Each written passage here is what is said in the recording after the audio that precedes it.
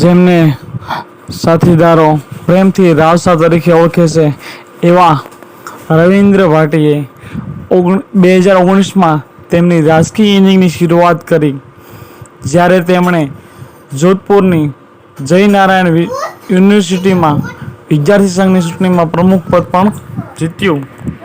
રવિન્દ્રસિંહ ભાટીનો જન્મ 3 ડિસેમ્બર 1997ના રોજ રાજસ્થાનના બાડમેર જિલ્લાના દધોડા ગામમાં થયો હતો. તેમના પિતા શેતાનસિંહ ભાટી એક શાળાના શિક્ષક છે અને તેમની માતા અશોક કંવર ગૃહિણી છે. જયનારાયણ વ્યાસ યુનિવર્સિટીમાં જોધપુરમાંથી જ તેમણે BA અને LLB કર્યું છે.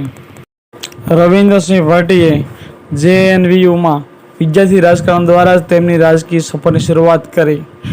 ABVP દ્વારા ટિકિટનો ઇનકાર કર્યા બાદ તેમણે સ્વતંત્ર રીતે ચૂંટણી લડી JNVUના 57 વર્ષના ઇતિહાસમાં સ્વતંત્ર વિદ્યાર્થી સંઘના પ્રારંભિક પ્રમુખ તરીકે વિજય મેળવ્યો.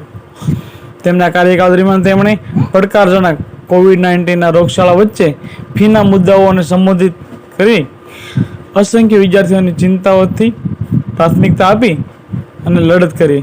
તેના માટે તેને ઘણીવાર જેલની સજા પણ થઈ. લોકો જેને રણનું તોફાન કહે છે એવા રવિન્દ્ર ભાટી આ વખતે અપક્ષ ઉમેદવાર તરીકે ચૂંટણી લડી રહ્યા છે, ત્યારે આ સીટ પર કેવું પરિણામ લાવી શકશે તે હવે જોવું જ રહ્યું.